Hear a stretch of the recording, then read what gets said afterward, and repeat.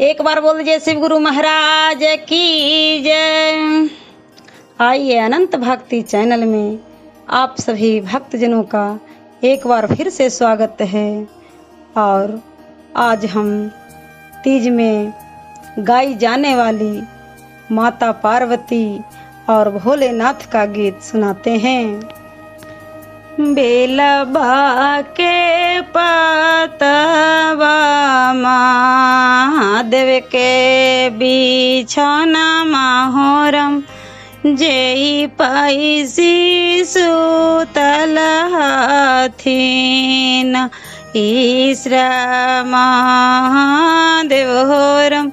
बेलबा के पतवा महादेव के बिछौना माहोरम जेहि पैसी सुतल हथिन ईश्रा महादेव होरम। जौरे गौर देवी साथ जी ओते सुतू ईश्रा महादेव होरम। तोरे करे बल कचतैलई होरम। तोरे करे बल कचतैलई होरम। एतना बचनिया जब सोनालन महादेव होरम। धरी लिहलन घोड़े के लगमिए होरम। धरी लिहलन घोड़े के लगमिए होरम। और चली भैलन अपन ससुररिए होरम। चली भैलन अपन ससुररिए होरम। एक कोस गैलन महादेव दुई कोस गैलन होरम। और तेसर कोस अपन ससुररिए होरम। तेसर कोस अपन ससुररिए होरम। ऊंचाई झरो खचड़ी साराजनी रेखा थिन होरम। और जैसे लगई श्री महादेव पाहुना होरम। जैसे लगे श्री महादेव पाहुना में होरम। आहू के आहू महादेव बैठहू चौकिया होरम। और कही देहू गौरा के कुशलिया होरम।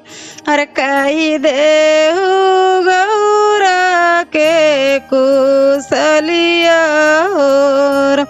गौरा के कुशलिया जी सरह जया छे तेरी हाई होरम। हमें करवई दोसरो बियाहवे होरम। हमें करवई दोसरो बियाहवे होरम। किया गौरा चोरनी महादेव किया गौरा चटनी होरम। हर किया गौरा मूसाले भांडरवे होरम। किया गौरा मूसाले भांडरवे होरम। नाही गौरा चोरनी जी सरह नाही गौरा चटनी होरम। अरे नाही गौरा मूसाले भांडरवे होरम। नाही गौरा मूसाले भांडरवे होरम।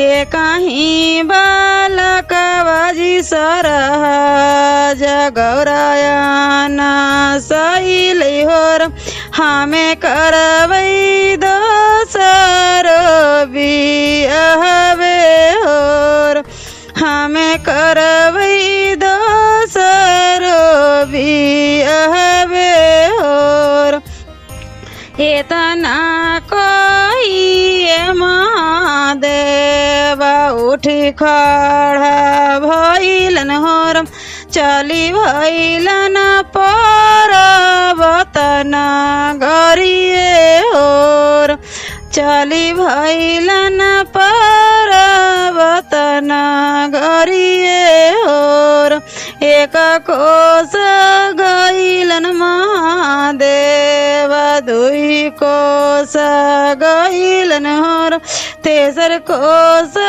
पर्वत नगरिए होर तेसर कोस पर्वत नगरिए होर ऊंचाई धरोहर चढ़ी पर्वत नीरे खैहर जैसे लगे श्रम देव पाहुन में होर जैसे लगे श्रम देव पाहुन में होर आहू के आहू जी जा बैठा हूँ चाहो किया होर कही देहू दीदी के कुशलिया होर कही देहू दीदी के कुशलिए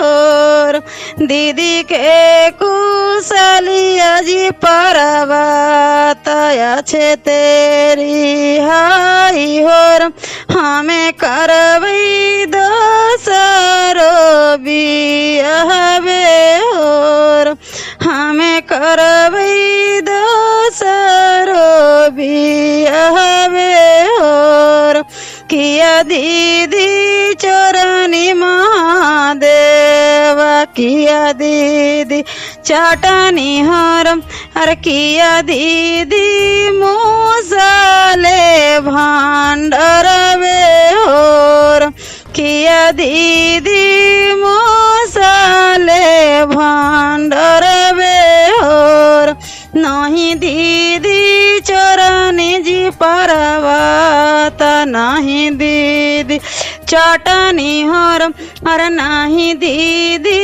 मूसले भांडरवे होर नहीं दीदी मूसले भांडरवे होर ये कहीं बालक बाजी पर्वत दीदियाना सैल होर हमें करवै तोरो से बियाहवे होर हमें करवै तोरो से बियाहवे होर हमरा लगी जी जीजा पूर्व पछम झरी गेल झरिर गेल दुनिया संसारवे होर झरी गेल दुनिया संसारवे होर तोहरा लगी जी पर्वत पूर्व पछम नहीं झरल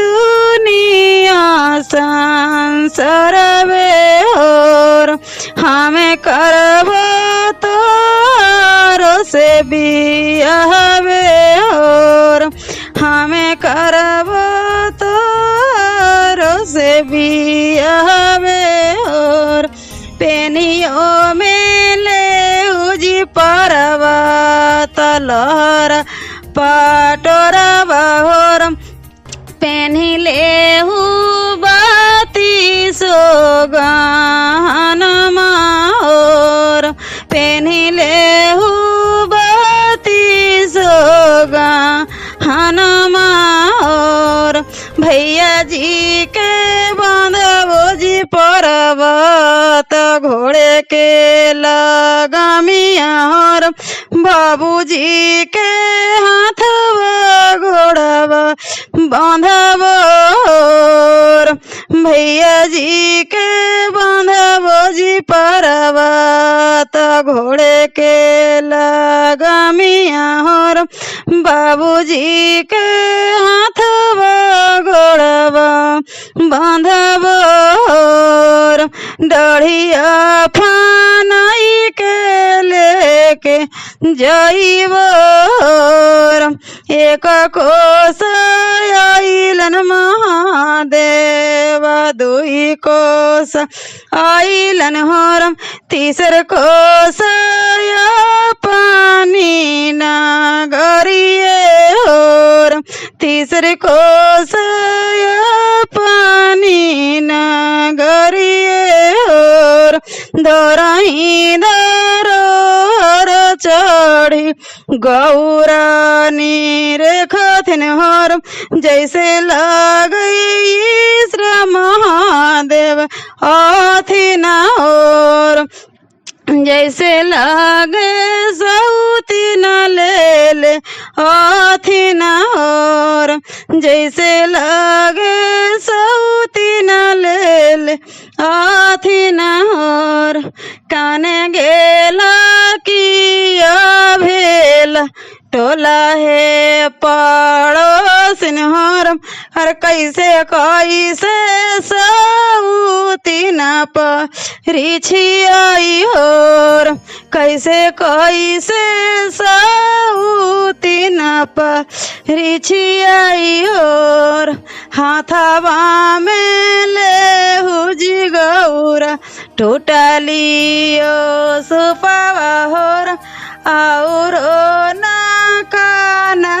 काट दियावा और हाथवा में ले हुजी गौरा टूटलियो सुपावा होर और ले हु कान काट दियावा और साथा में ले हुजी गौरा कोरे बढ़निया होर झाटी झूठी सऊती न परिछहुर झाटी झूठी सऊती न परिछहुर लेइयो मेलिहलन गौरा टूटलियो सुपावा होर और लिहलन कना काट दियावे होर और लिहलन कना काट दियावे होर साथा में लिहलन गौरा कोरे बढ़निया होर चललन में सऊती न परिछे होर चललन में सऊती न परिछे होर उहरी उघरी जब देखलन गौरा देवी जैसे लागे पर्वतवा हिनिए और जैसे लागे पर्वतवा हिनिए और तोहरा लागी आगे पर्वत पूर्व पश्चिम झरी गेलो दुनिया संसारवे और झरी गेलो दुनिया संसारवे और बनी आइला हमार सऊतिनिए और बनी आइला हमार सऊतिनिए और हमरा लागी आजी दीदी पूर्व पश्चिम नाही झरल दुनिया संसारवे और नाही झरल दुनिया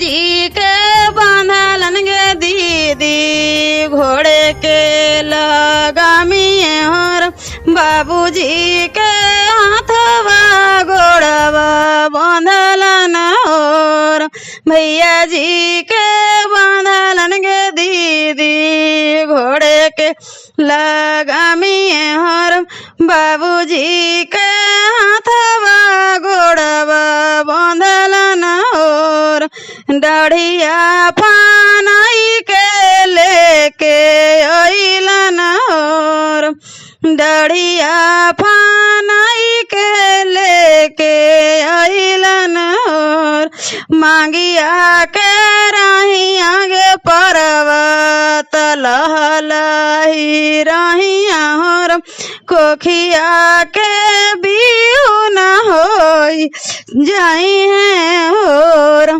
कोखिया के बिहू न होई जाई है और ऐसा ना सारा पिया गे दीदी माती तो हूँ देहु और तोहरे लाड़ी कवे हम झाई बाई होर तोहरे लाड़ी कवे हम झाई बाई होर। एक बार बोल दीजिए शंकर पार्वती की जय। ऐसे ही मनोरंजक कथाएं, कहानियाँ और भक्ति गीत सुनने के लिए हमारे इस चैनल अनंत भक्ति को सब्सक्राइब करें और वीडियो अच्छी लगी हो तो लाइक का बटन जरूर दबाएं। धन्यवाद।